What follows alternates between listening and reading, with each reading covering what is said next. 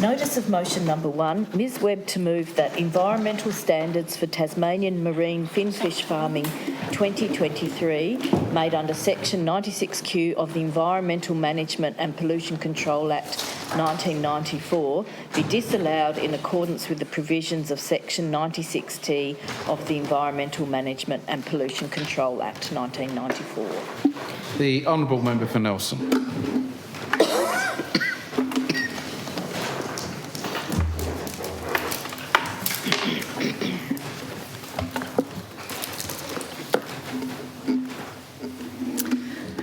Thank you, Mr. President.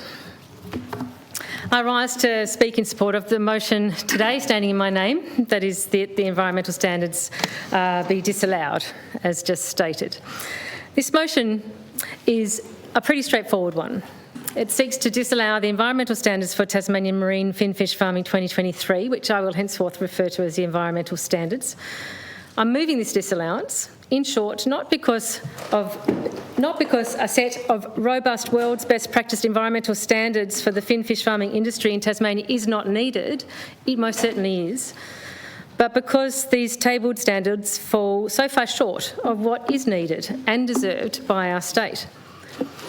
Having chaired the FinFish inquiry in this place in recent years, I became aware of and familiar with many of the issues raised in relation to the finfish industry. That inquiry made 68 recommendations, and the government's response to the recommendations repeatedly pointed to the development of environmental standards as a mechanism by which numerous recommendations would be given effect. Naturally, due to the crucial role these standards were to play in improving the regulation and ultimately the environmental outcomes of this industry, I was interested to see them developed and implemented. In assessing the quality of the standards once developed, in addition to noting the information and promotional material provided by the government, I sought the expert views of independent stakeholders who I know to be deeply committed to advocating for a best practice approach to aquaculture in Tasmania, the improvement of environmental outcomes in finfish farming and the amelioration of the significant environmental harm already caused by the industry to our public waterways. In the first instance, I sought the views of the Tasmanian Independent Science Council, TISC, and the Environmental Defenders Office, the EDO. Members will no doubt be aware that the TISC is a group dedicated to science-based policy reform to ensure the long-term health of Tasmania's environment. The Council, the Independent Science Council, includes scientists and professionals who provide independent non-government advice focusing on policy reforms of significant state interest. The Independent Science Council seeks to inform public debate and influence legislative reform to improve outcomes for terrestrial, freshwater and marine ecosystems. Similarly, the EDO, the Environmental Defenders Office, is a community legal centre specialising in public interest environmental law. It helps people who want to protect the environment through law, and it is dedicated to protecting the environment. The EDO's reputation is built on successful, positive environmental outcomes using the law, broad environmental expertise and independent, accessible services as a non-government, not-for-profit legal centre. Mr President, I would also note that both groups have contributed extensively in good faith to the available consultation opportunities during the development of the standards that we're discussing today. The straightforward message I received from both these credible independent bodies was that these long-awaited environmental standards are substantially disappointing and fall far short of what is needed and deserved by our state. In a nutshell, these standards, as tabled, are a missed opportunity to deliver genuine world's best practice and should be disallowed and remade so it can be genuinely done. Mr President, it's worth outlining the background to the development of the environmental standards. The standards were made by Honourable Roger Jensch, the then Minister for Environment and Climate Change, on 18th of October 2023 under Division 1B of Part 7 of the Environmental Management and Pollution Control Act 1994, EMCA. And they were tabled on the 19th of October 2023. Under EMCA, the purpose of environmental standards can be to assist in managing, mitigating, avoiding or reducing potential environmental harm, or give effect to best practice environmental management in relation to an activity. That's section 960. I'm not going to read out the section because it's unclear to me how I've written it, Mr. President. Excuse me. Standards can do a range of things, including provisions to which the EPA board or director is to have regard in issuing or varying an environmental licence or an environmental assessment. Standards can contain provisions which create environmental offences if breached, and can contain environmental standards conditions that may be imposed on environmental licences. They may also authorise or require the EPA director to make a technical standard for the purpose of enabling the effective implementation of the environmental standards. Mr. President, the stated objective of these environmental standards is this: to ensure a robust, contemporary and transparent framework for the environmental regulation of marine finfish farms by the EPA in Tasmania. The purpose of the environmental standards is, and I quote, to set out the environmental management conditions that will be imposed on environmental licences issued to marine finfish farmers, and set out the environmental offence provisions that all marine finfish farmers must follow to be compliant with the Act. While the environmental standards aim to apply to holders of leases, environmental licences and permits for marine finfish farming, there will be transitional arrangements for existing lease and licence holders, with the standards to be, and I quote, implemented over time. It's notable that this timeframe has not been set within the standards or otherwise disclosed by the EPA. Rather, the EPA has stated its intention to roll the environmental standard conditions into existing environmental licences through variations to those licences, and we'll talk more on that a little later. Mr. President, the environmental standard, as we're discussing today, is the Tasmanian Government's latest addition to the suite of aquaculture standards, which have been several years in the making. The development of new aquaculture standards in Tasmania has been a protracted process, initiated at least 8 years ago under the Sustainable Industry Growth Plan for Salmon Industry 2017. These aquaculture standards were later integrated into the draft 10-year salmon plan, which evolved into the enduring Tasmanian salmon plan, Industry Salmon Plan of 2023. The Department of Natural Resources and Environment Tasmania, NRE, began the process of drafting the new standards in earnest in 2022. It's fair to say, despite flagging the intention to develop them, we have not been in a demonstrable rush to actually produce these standards. And as I mentioned earlier, the new aquaculture standards were referred to by the government in its response to the Legislative Council inquiry on finfish farming in Tasmania recommendations, in some cases as a complete response to some recommendations. Given this positioning of the standards as central to delivering on the intent of the recommendations from the inquiry, their quality is critical. The suite of new aquaculture standards includes further components, including the Biosecurity Program, Tasmanian Salmonid Industry, which was released in January 2023, the Standardised Marine Farming Management Controls administered under the Marine Farming Planning Act 1995 through individual marine farming development plans. The controls were finalised in July-August 2023, and the environmental standards to be administered independently by the EPA Tasmania under the EMPCA as environmental licences, which came into effect in October 2023. However, the realisation of those three components just mentioned of the aquaculture standards does not mean we can have confidence the updated supervision of marine finfish farming is in place and delivering on intended environmental outcomes. Indeed, multiple technical standards that underpin the environmental standards have still yet to be made. The intention was that the majority will be completed by the end of 2024, but the timetable for individual standards already appears to have slipped, although we heard today in briefings they are underway in their development, and there's a number of them coming. Mr. President, other relevant intersecting legislation and regulations also remains to be updated. For example, the Animal Welfare Act 1993, the Marine Farming Planning Act 1995 and the Seal Management Framework 2018. Mr. President, there's still a very long way to go in developing a framework of appropriate regulation in relation to this industry, which exists in and profits from our public waterways. Both NRE and the salmonid finfish farming industry routinely claim that Tasmanian environmental regulations for the industry are world's best practice. However, I believe this is disingenuous and largely unsubstantiated commentary. In fact, the EPA did an international review of environmental management frameworks for salmon farming, and I note in submissions made to processes to develop these standards from the Tasmanian Independent Science Council and the EDO some comments about that international review that would see where we might sit in terms of world's best practice. And I do notice that a review of international regulations focusing on monitoring and compliance was released as a draft document in February 2020. That draft was sent out for independent review by the Cawthron Institute from New Zealand.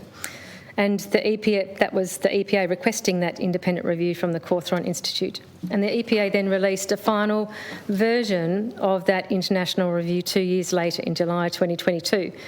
The Cawthron review itself, dated June 2020, was not made public at the time, but was eventually obtained via a two-step Freedom of Information or RTI request made by the EDO. It's particularly concerning that a number of recommendations made in the unredacted independent review, including specific recommendations made by the Tasmanian EPA's own Environmental Standards Working Group, have not been included in the draft standards. That was a little quote from the Tasmanian Independent Science Council submission commenting on that international review. And I note that the EDO in its submission also reflected on the effort to gain access to the independent review of the review done by the Cawthron Institute. They talked about having to put in RTI requests and finally gaining access to the peer review done by the Cawthron Institute. And that draft document contained a set of 15 recommendations from the environmental standard prepared by the Environmental Standards Working Group, a group of 12 marine scientists, environmental regulators and policy staff. The intention appears to be that those recommendations made in that document would ensure that our environmental standards in development would meet international best practice. However, none of the 15 Environmental Standards Working Group recommendations in that document have been fully implemented, and at least a third have not been addressed at all in the drafts in the standards. And it's questionable, I think, as to why there would have been, in the final published version of that review, not a full representation of what the peer review by the Cawthron Institute actually indicated. In fact, it's concerning, I think, Mr. President, that actually we need to make RTI applications for that sort of information from the EPA as these iterative development steps were being undertaken for these standards. I do distinctly remember, and it's quoted here in the EDO submission, other members on the FinFish inquiry subcommittee might also remember that we had evidence given by the EPA Director Wes Ford at that time, giving us assurances that, and I quote from the transcript, "From a probity and transparency point of view, we will ensure we keep documentation so that we can demonstrate how a first draft of the environmental standard might become a second draft and might become a third draft should people be interested." In fact, Mr. President, the EPA Director openly acknowledged that there was a need for that transparency because it was intended that in the first instance the salmon industry would have the first opportunity to comment on the environmental standards and be involved in their development before what was then promised to be a sit-down consultation with a broader community group. Now, I'm not aware that a sit-down consultation with a broader community group ever transpired around the environmental standard, but it's interesting to see the acknowledgement that there would need to be openness and transparency about each step of the way, and yet at a key step, a peer review of an international review of standards didn't automatically get released in full, had to be RTI'd, and not just RTI'd directly from the EPA, it actually had to go to the Ombudsman's office under review to be then fully provided, which is a really disappointing lack of transparency.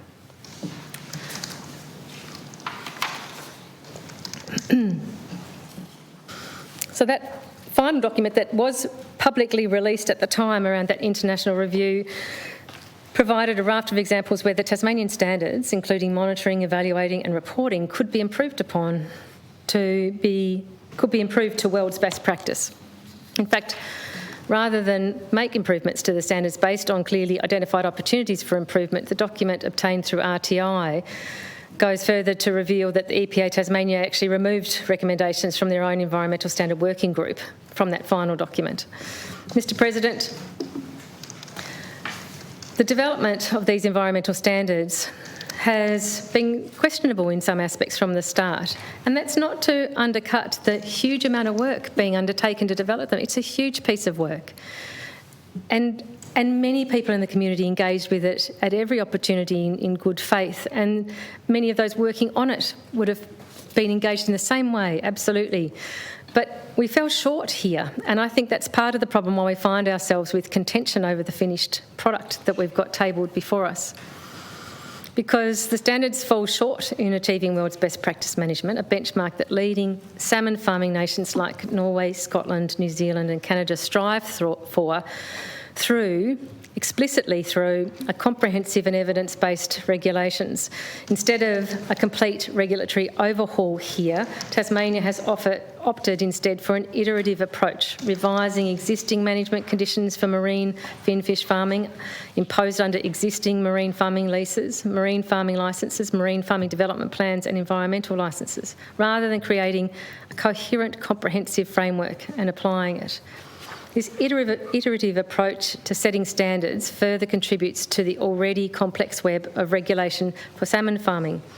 This means the new environmental standard needs to be read in the context of other relevant intersecting legislation and regulations, including, for example, the yet-to-be-drafted technical standards, wildlife and threatened/endangered species legislation, and the regulation of biosecurity and therapeutic use. Yet despite this complexity, and claims that the salmon industry is one of the most regulated in this state, which I think we all agree with, there's little evidence that these rules are achieving the desired environmental, social and economic outcomes they purport to achieve, let alone world's best practice. Mr President, world's best practice environmental management of marine finfish farming must be evidence-based with a solid foundation in ecological science. Fundamental tenets of world's best practice are ecosystem-based management within a framework of marine spatial planning, and where ecological information is insufficient for definitive decision-making, the precautionary principle is applied.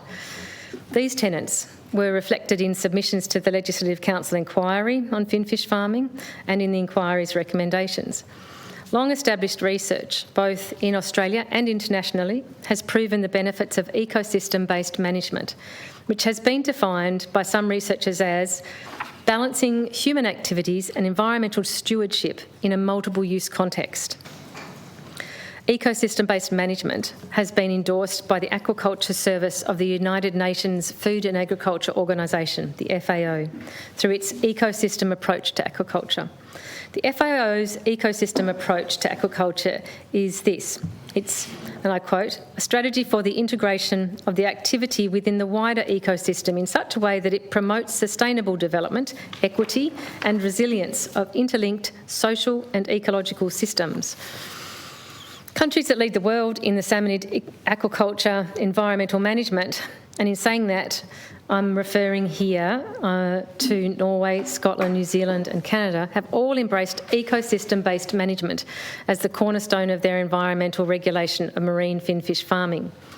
Meanwhile, here in Tasmania, the regulation of aquaculture, including marine finfish, which could be regarded as performance-based management, remains industry compliance focused, with little consideration of how the finfish farming industry interacts with and affects other values and uses of our environment.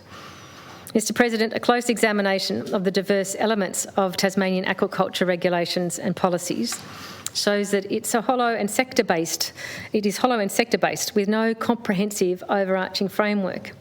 An approach of this kind to coastal and marine management has been noted as having the following deficiencies. Firstly, management of activities that overlap or interact in the coastal marine environment is undertaken by different agencies using different approaches. Secondly, management is generally focused on a subset of objectives and does not properly articulate or evaluate the full range of social, cultural, economic, ecological and institutional objectives that make up a comprehensive view of its role. Thirdly, no formal mechanism exists to evaluate or advise on trade-offs among objectives or between activities in relation to objectives. And fourth and finally, no formal mechanism evaluates the cumulative effects of all managed activities. So that's the deficiencies of a sector-based, non-comprehensive approach to managing the marine environment. Marine spatial planning is specified as an essential component of ecosystem-based management by leading researchers. A pilot framework has been put forward for marine spatial planning in Tasmanian coastal waters. However, that pilot framework has been misused or overlooked by state agencies to select marine farming zones. And that's, I have research references here to back that up. Ainsworth 2021, Lacarite et al. 2021. Overlooked by state agencies to select marine farming zones by giving aquaculture precedence over other activities and values, natural, social, cultural and heritage. Authentic marine spatial planning is sector agnostic and considers all values, potential uses, including conservation, and future influences, for example, climate change, in its layers as a resource for informed decision-making. Excellent national examples are provided by marine spatial planning associated with the Great Barrier Reef Marine Park and in the management of the coastal environment in Victoria. Mr. President, the UN's FAO is quite explicit concerning the pivotal role that a precautionary approach plays in its recommended ecosystem approach to aquaculture. The Code of Conduct for Responsible Fisheries from the FAO in 1995 encourages states to, and I quote, apply the precautionary approach widely to conservation, management and exploitation of living aquatic resources in order to protect them and preserve the aquatic environment. The absence of adequate scientific information should not be used as a reason for postponing or failing to take conservation and management measures. While the precautionary principle is embedded in some of the objects of Tasmania's Environmental Management and Pollution Control Act, the regulation of aquaculture in Tasmania, particularly marine finfish farming, does not appear to be in accordance with this principle. Rather, the EPA takes an adaptive management approach, which is defined by the EPA as a process for refining resource management by learning from management outcomes. The consequences of adaptive management, an adaptive management approach, have been best exemplified in Macquarie Harbour, where it was likened to the reverse precautionary principle by distinguished Professor Jamie Kirkpatrick and other researchers in 2017. This is because instead of triggering precautionary action to conserve and protect the environment, the observed deterioration of the health and condition of the harbour environment simply promoted further research by regulators and industry to try to fitfully establish the causes of the changes. The culmination of this adaptive management was a series of fish kills and other environmental damage, including the death of over 1 million farmed fish in a single incident in October 2017. So, Mr. President, knowing that we've got history and form in this space in terms of deficiencies in our approach to regulation of this industry, how do these environmental standards live up to world's best practice principles? Mr. President, pat phrases get bandied about, I think, far too readily by this government on many issues. And the approach seems to be that if you say it often enough, people will come to believe it's true, even when it cannot be demonstrated that this is the case and ample evidence is available to call it into question. That's certainly the case here, with claims that the Tasmanian salmon farming industry and these environmental standards are world's best practice. The spin from the government on this is highly concerning. Because let's face it, if we were honest about the rigour of our regulatory regime, at least we could recognise that while we are choosing to fall short of best practice in some ways now, for whatever reason, there is an opportunity to work for better practice in the future at a time that's determined to be right. But that's not what the government is doing. Instead, we hear an insistence that we are at the pinnacle globally, when such a claim is readily contested on available evidence, which has been regularly presented to government by credible scientists, researchers and experts for many years.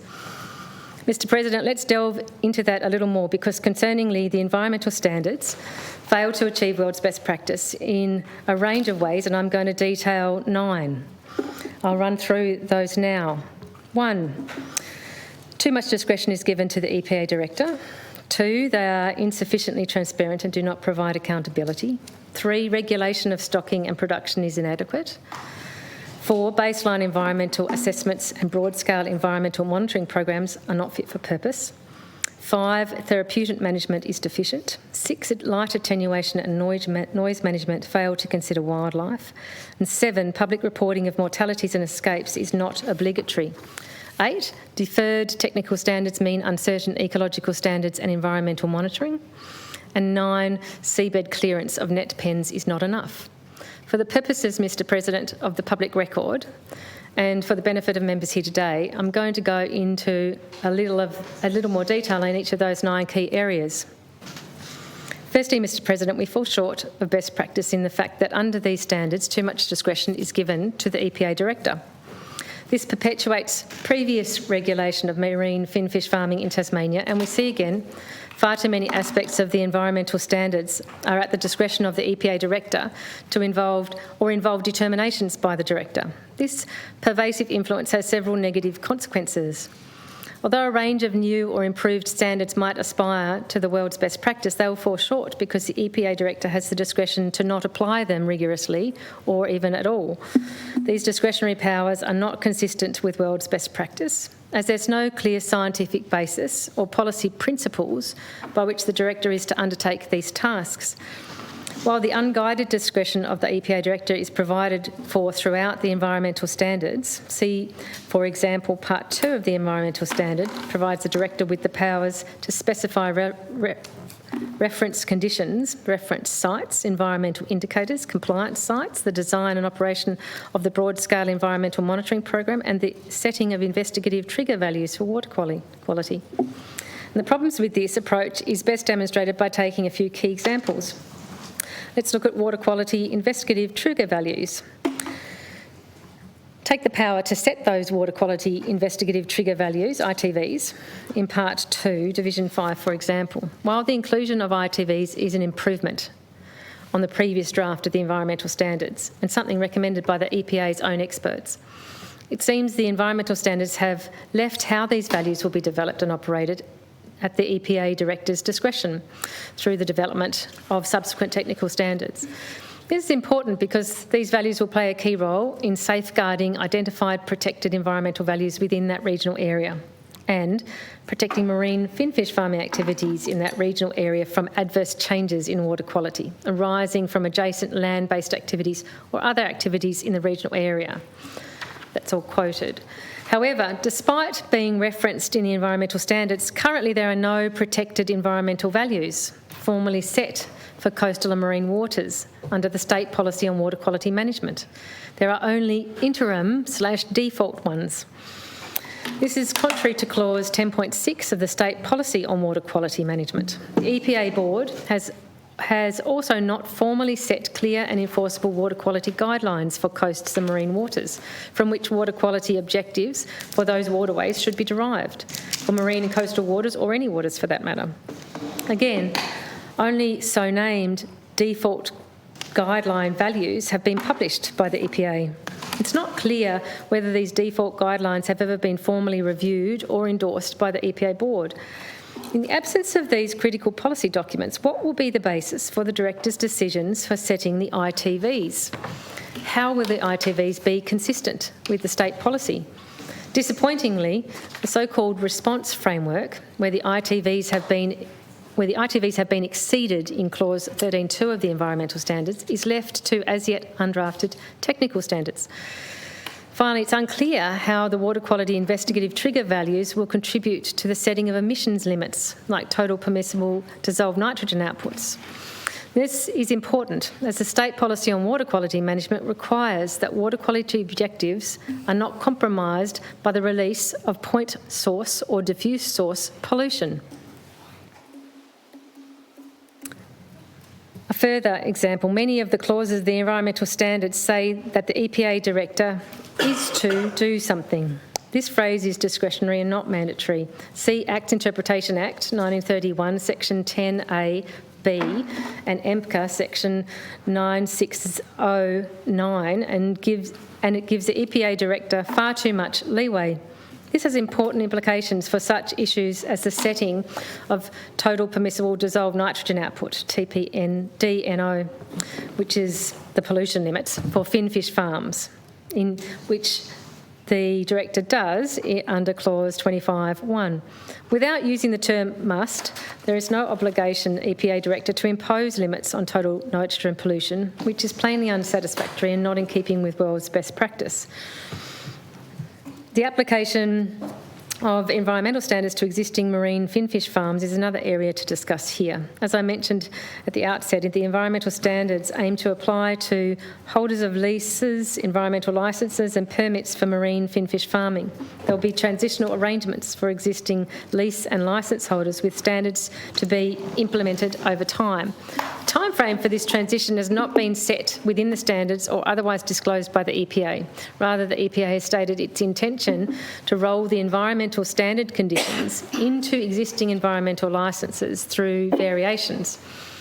Again, this leaves it to the EPA's director's discretion as to the timing of when and how existing marine finfish farms will be brought up to the standards in this document.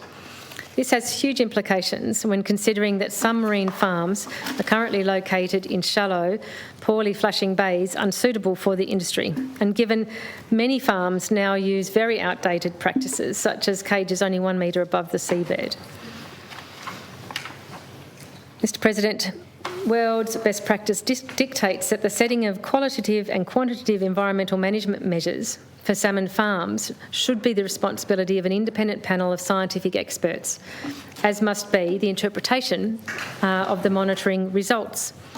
Only then can the Tasmanian community be confident that fish farming in coastal waters is under independent and credible scrutiny by objective experts with the necessary professional diversity and competence. If the scientific advisory panel referred to in Part 2, Division 6 of the Environmental Standard is to fulfil this task, there would have to be substantial improvements in its current form and how and when the EPA Director is required to have reference to the panel. While the honourable member takes a drink, I'd just like to welcome to the chamber students from the Sacred Heart Catholic School in Geeveston, which is in the electorate of Huon, and the member of the Legislative Council that represents you is Mr Harris, the member for Huon.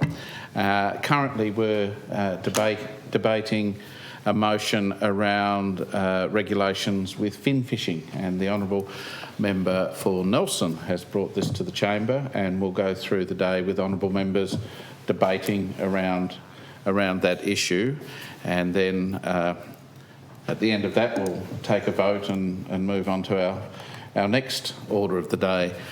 So we'll have a fairly busy day here in the Legislative Council chamber, and I'm sure all members, led heartily by the honourable member for Huon, whose area you come from, will make you feel very welcome on your tour of Parliament. Welcome to the Legislative Council. Yeah. Thank you, Mr President. I was speaking about the scientific advisory panel referred to in Part 2, Division 6 of the Environmental Standard, and about ways that it would need to differ from currently in order to provide what we would accept to be independent, credible scrutiny in the way that is accepted to be best practice. Firstly, individual members should have expertise and experience in at least one or more of marine ecology, water and sediment quality and environmental monitoring, and with additional capacity in environmental modelling and biosecurity. Secondly, panel memberships should not be open to scientists already in the employ of the Tasmanian Government or the industry. And thirdly, the EPA Director would be required to seek and consider any panel advice on critical matters, like the setting of water quality investigative trigger values, TP and DNO caps, etc. In the absence of these elements, Tasmanians are unable to have full confidence in the independence and credibility of the scientific advisory panel as laid out in the standards. Mr President, the second in that list of areas in which the standards fail to achieve world's best practice that I'm going to outline today is around insufficiency in relation to transparency and accountability. The Government 2022 position paper stated, and I quote, "The objectives of the environmental standard will be to increase transparency of environmental management and industry accountability for environmental health through publicly accessible monitoring results." The objectives of these environmental standards states its main objective is to ensure a robust, contemporary and transparent framework for the environmental regulation of marine finfish farms by the Environment Protection Authority, EPA, in Tasmania. Yet, Mr President, despite references to the importance of transparency, this goal has not been realised in the finalised environmental standards. There are many instances of industry reporting that are referred to or provided for in the environmental standards, but without exception, the recipient of this information is the EPA Director, with there being no requirements for this information to be made available to the public. By way of example, Part 3, Division 2, Clause 21 of the Environmental Standard requires that the results of environmental modelling, including depositional, nutritional and biogeochemical aspects, need to be provided to the EPA Director by the lease or permit holder. However, there's no provision in the Environmental Standards for this information to be publicly released. As the environmental standard also does not require the data or underlying assumptions to even be provided to the EPA Director, there would be no means for anyone, the EPA or the community, to properly interrogate this modelling. This information is critically important to understanding whether and how pollution limits are effective and the extent of the influence of marine farm pollution on the broader environment and other uses. Furthermore, the provision in Part 3, Division 2, Clause 21 does not specify how and in what circumstances the environmental modelling outputs will be considered or used by the EPA in discharging its regulatory functions. For example, while the modelling outputs may be used in BEAs and BEMPs, in setting compliance sites and as a resource by the Director or lease or permit holders to facilitate and manage environmental monitoring, it's not clear whether they may be used in determining the suitability of a site for salmon farming or are required to be considered in the setting of the TPD&O limits, or even if the salmon farm is able to comply with those limits. Under the environmental standards, the Director does not need to provide reasons for key decisions in areas of responsibility, such as the setting of the TPD&O for a regional area and omitting to do so at a lease level, the setting of water quality investigative trigger values, those ITVs, or for the management responses to the exceedances of specified caps on production. This is a key point, Mr President. When we talk about the problem of discretion, part of that is around transparency too. Discretion, the power to make decisions, is absolutely appropriate if it can be transparently understood on what basis those decisions have been made and what has been taken into consideration. We need to have an understanding of that decision. That's where the discretion needs to have checks and balances around it, and that's why a lack of transparency is problematic when we don't have clear checks and balances sitting around discretionary decision making by the EPA Director. Since many key aspects of the environmental standards rely on future non-statutory technical standards, for example, the implementation and efficacy of the TPD&O and the ITVs in presaging the cumulative effects of nutrient and particulate loadings for individual coastal water bodies, the consequences are neither clear lines of accountability nor transparency in decision making. While amendments of EMCA explicitly authorised the EPA Director to have the power to release monitoring information to third parties, the Act provided a large range of exemptions. For example, business affairs of a third party, trade secrets, and information obtained in confidence, and those exemptions can be relied upon by the EPA Director to prevent public dissemination of this kind of material. And we certainly know, Mr President, that the EPA does not have a good track record on readily releasing information, even if it is empowered to do so. Indeed, many individuals and groups could attest to significant difficulty in obtaining such information from the EPA. We've had one discussed already in my contribution today, where an RTI process had to be utilised and in fact pushed to its full limit to review by the Ombudsman, where the Ombudsman upheld the right to have that information released. This isn't in the spirit of our RTI Act, which is supposed to be a push model where the assumption is information is released unless very clearly circumscribed exemptions can apply. Mr President, The environmental standards should make it clear that the default is that all monitoring information provided by the industry to the EPA should be publicly accessible, including through such means as the Salmon Portal. Given that they do not do this, it's clear the environmental standards fail to meet world's best practice. Accountability for the director's actions in the regulation of marine finfish farming under the aquaculture standards needs to be provided for in the environmental standard. The director's determinations, decisions and enforcement actions, including penalties applied, and the basis for them must be published in the public domain. An example of a more transparent and accountable regulatory framework in Tasmania is provided by the Tasmanian Economic Regulator, where, and I quote, "The primary emphasis is on transparency and disclosure, with compliance action used when and if appropriate." End of quote. And regular performance reports on the specified industries are communicated publicly. Performance reporting, in the case of the environmental standards for marine finfish farming, would provide insight on the much trumpeted ecological sustainability of the industry.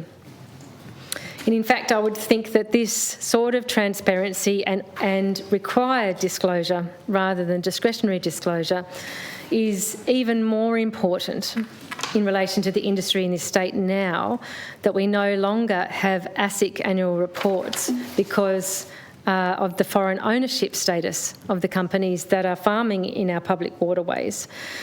And certainly any reporting is even more important now that it be required rather than just discretionary on the part of the EPA. Yeah. Reporting should absolutely be regular, timely and transparent and automatically undertaken. Mr President, I move on now to the third in the list of failures to meet what might be claimed to be world's best practice, which centres on the specific area of an inadequate regulation of stocking and production. Tasmania had initially regulated stocking at fish farms by standing biomass, but following industry manipulation of that control to increase production in Macquarie Harbour and the devastating results there, EPA Tasmania switched in September 22 to regulation of TPDNO, total permissible dissolved nitrogen output. Other salmon farming countries, for example Norway, Scotland and Chile, continue to regulate through biomass limits, although they have refined such over time. TPDNO is in effect management by limiting feed input.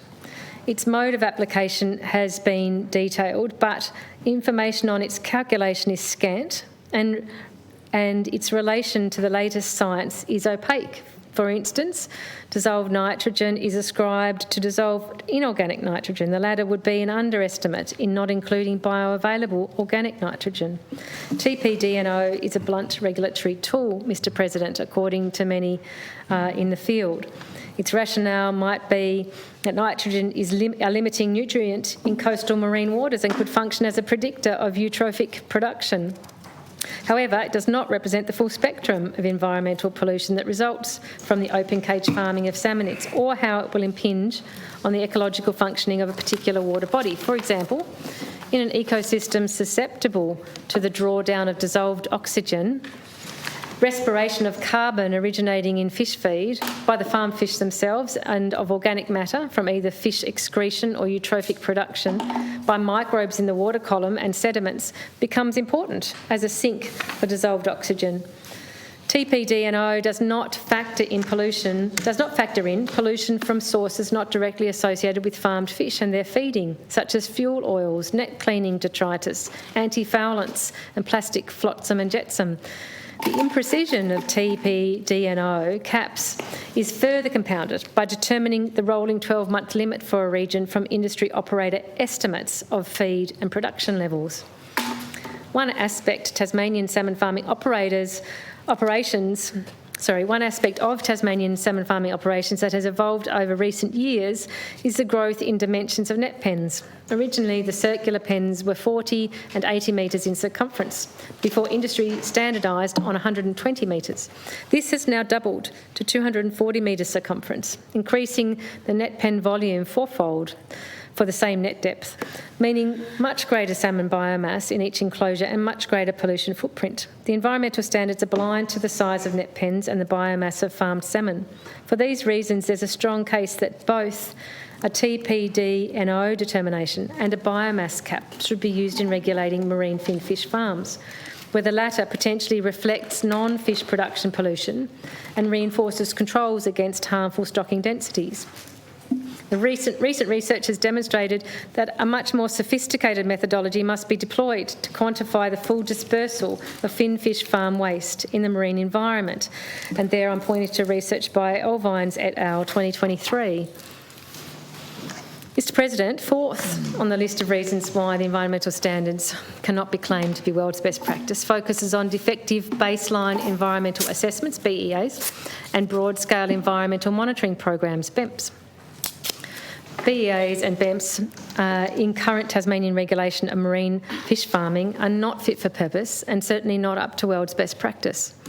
This is a clear opportunity for improvement, and yet scarcely anything in the environmental standards to date will alter this current situation. BEAs, where they have been implemented for new leases or lease expansions, seem to be more targeted to fish farm operations and monitoring for compliance than they are for effectively assessing ecological health and ecosystem function as a holistic exercise. It is only with the latter approach that subtle, near-field, far-field and cumulative effects of finfish farming might be discerned. Two items in the environmental standards applying equally to BEAs and BEMPs, reef habitat and seagrass habitat monitoring, do promise some progress, but their effectiveness will only be fully revealed by the attendant technical standards, which are still in development. Two critical aspects, Mr President, with BEAs as part of the environmental standards are not clearly defined. The first is how they are to be used by the EPA Director and Board in decision-making for the granting or varying of licences or conditioning.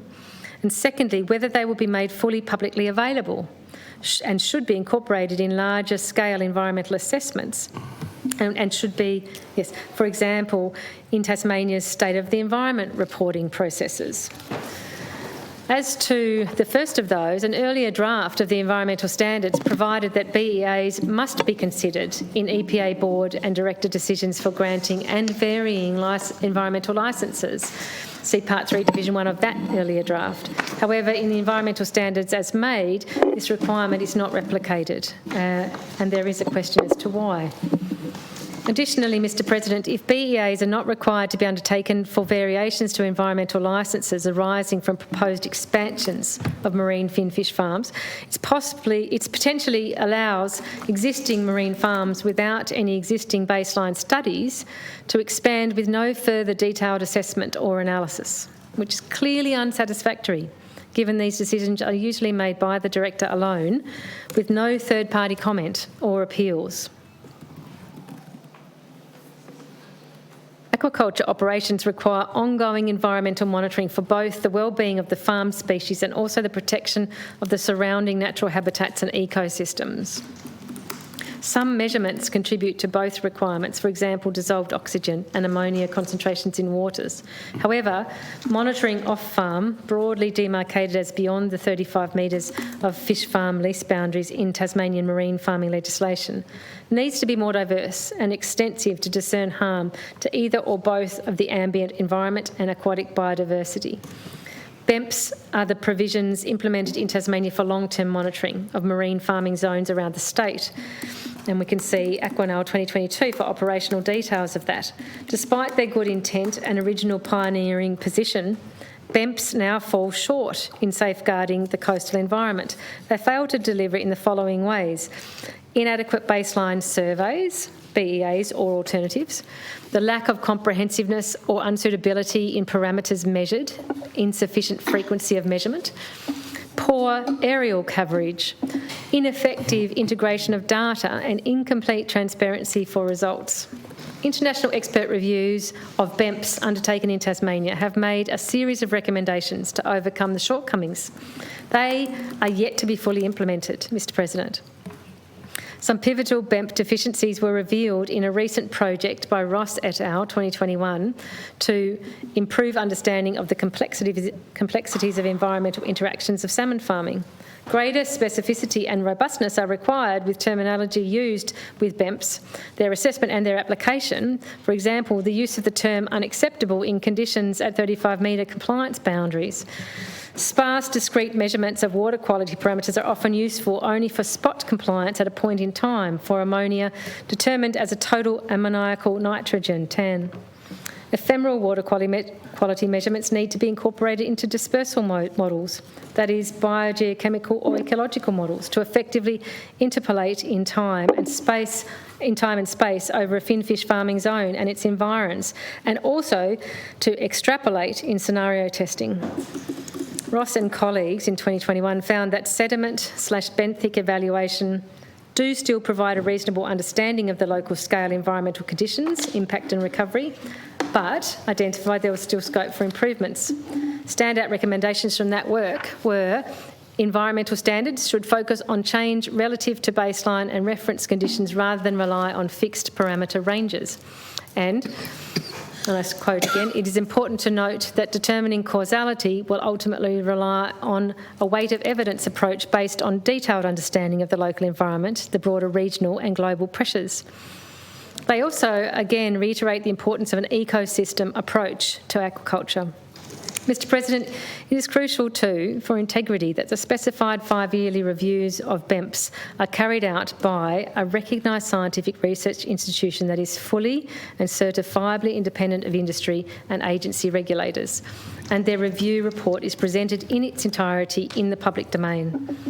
The Sustainable Marine Research Collaborative Agreement that the Institute of Marine and Antarctic Studies, IMAS, and the University of Tasmania has with the Tasmanian Government precludes IMAS from undertaking these reviews, according to that criteria. Indeed, it could be argued for greater integrity and consistency that BEA's, BEMPS, modelling, monitoring and reporting should all be in the hands of an independent entity, which would most appropriately be paid for by a levy on the fish farming industry.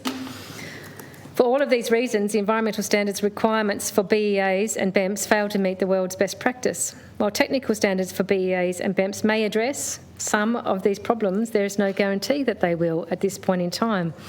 As technical standards are not required to be tabled in this place, we will have no further opportunities to scrutinise and require higher standards, should that be necessary. Mr President, the fifth on the list of why the environmental standards do not meet world's best practice relates to ill-considered therapeutic management. Therapeutics are the vaccines, medicines, antibiotics that are used for fish health. The key criticism is that without an ecosystem approach, the environmental standards, regulation of therapeutic use is focused myopically on fish farm operations. For this reason, Part 3, Division 5 of the environmental standards falls well short of world's best practice. The FAO has cautioned prudent use of therapeutics in aquaculture for almost 3 decades, saying this: states should promote effective farm and fish health management practices, favouring hygienic measures and vaccines. Safe, effective and minimal use of therapeutics, hormones and drugs, antibiotics and other disease control chemicals should be ensured.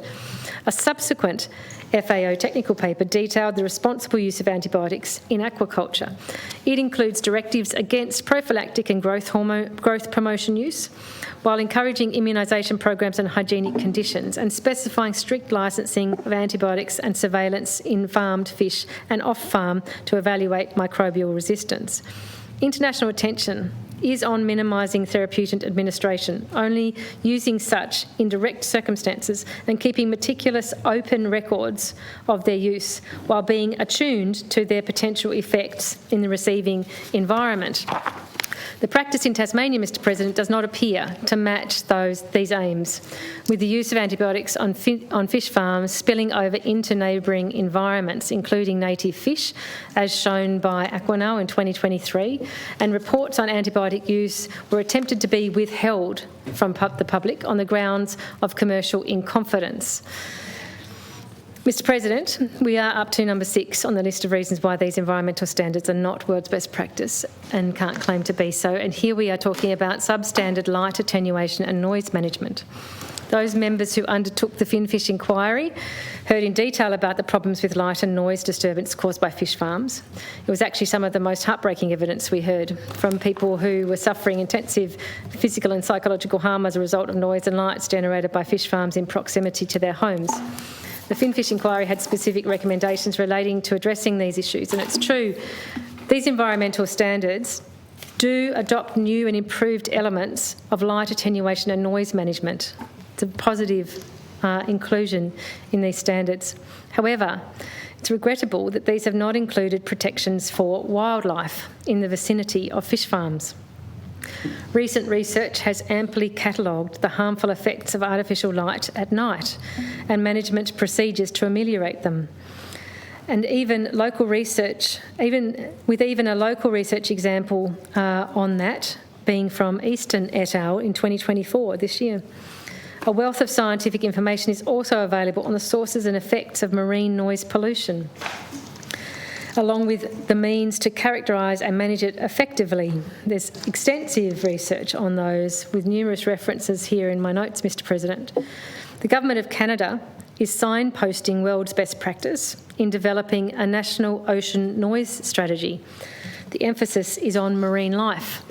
More than a decade ago, a seminal work on the effects of noise associated with aquaculture on natural marine ecosystems by Fisheries and Oceans Canada made a series of recommendations, one of which was that noise-emitting acoustic harassment devices be prohibited at fish farms. It's unacceptable that NRE is suggesting that as near-term priority actions, it will take up to 2 years to develop standards for light attenuation and noise management to consider harmful effects on wildlife.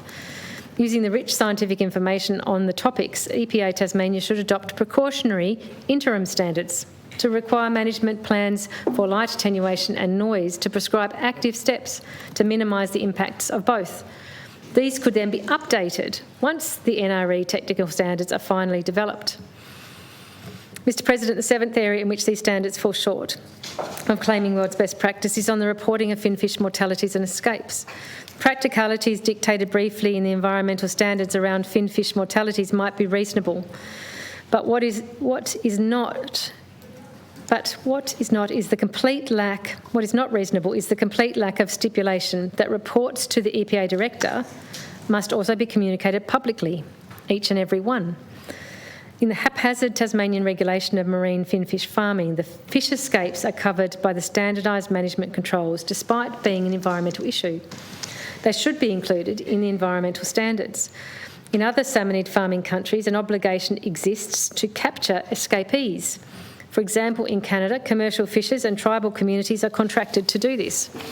Although Tasmania does not have the environmental risk of farmed fish interacting with wild populations of the same species, mass mortalities, as well as escapes of feral fish, pose several risks.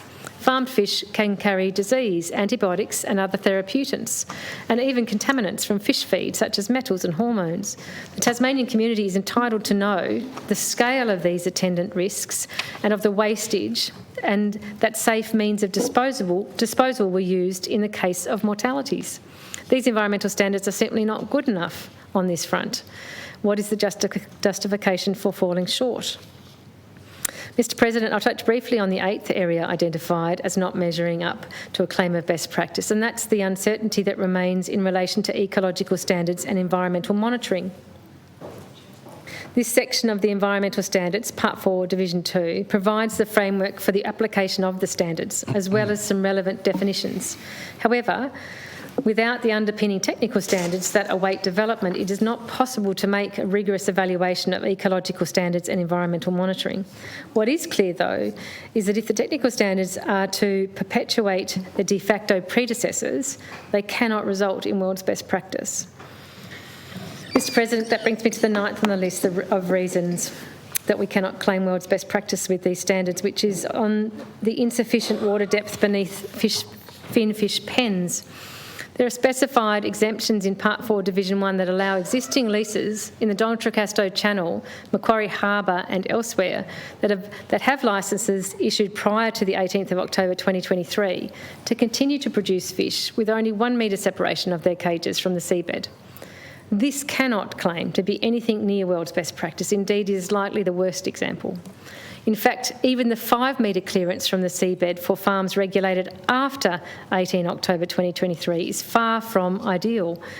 The FAO, the UN FAO, in a pertinent technical bulletin, states this: cage net depth. As a rule of thumb, and depending on the current velocity, it should be no deeper than 1/3 of the site's depth, and at least 15 metres should be left between the net base and the seabed at low tide to permit a wider and better dispersion of cage waste particulate. Quite the opposite of world's best practice. What these standards do is actually grandfather in world's worst practice in some of our most sensitive inshore areas where we know significant harm has already occurred from this industry.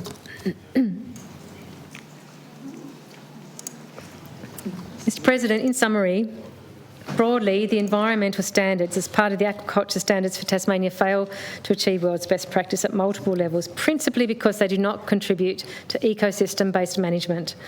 The standards rely on flawed allocation of fish farming zones in Tasmanian coastal waters without the prerequisite application of authentic marine spatial planning to ensure equity and impartiality in evaluation of uses and conservation in state waters.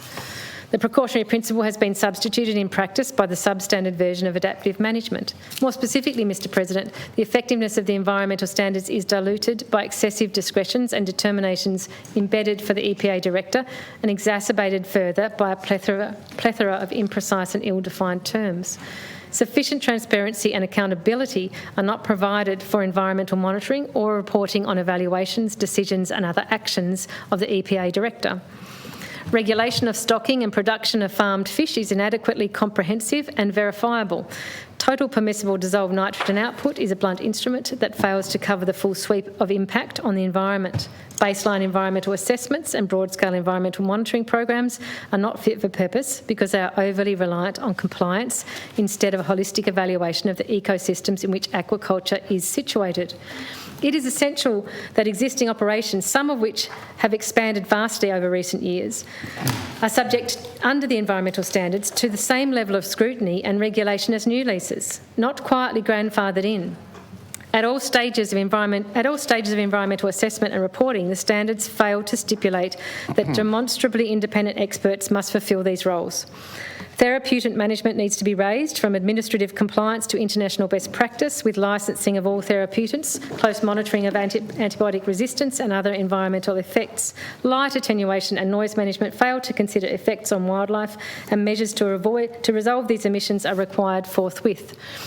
In conclusion, Mr. President, I would point out that while we live in a state that has the highest number of scientists per capita, unlike other states and federally, we have no chief scientist role here. Such a role is a crucial source of independent evidence-based advice and scientific leadership, and informs the development and implementation of science policy in the state. In a small jurisdiction like Tasmania, where there will always be risks posed by close relationships between dominant politically powerful industries and government and regulators, I believe it's even more important that there be sources of independent scientific leadership to provide public confidence. I also believe our small size here can make it more challenging for our scientists to stand up and speak out as independent scientific experts on matters of public policy and in the service of public interest. With a single tertiary institution, a small government sector and a handful of large industries pursuing corporate commercial interests, it would be daunting, indeed, for scientists to be seen to stand up and speak inconvenient truths. On that, I commend the Tasmanian Independent Science Council for the role it plays in providing genuinely independent scientific expertise, advice and information in this state. Mr. President, the salmon industry has been given a virtual free ride in this state for quite a long time. We've seen example after example of industry profit put before environmental values, including what may be the imminent first example of an industry-caused extinction of a Tasmanian species with the Maugean skate in Macquarie Harbour. We've seen what appear to be far too cosy relationships between regulators and industry over many years. Indeed, we could be a textbook case for policy and regulatory capture by the salmon industry in Tasmania. And these environmental standards risk being yet another demonstration of that capture.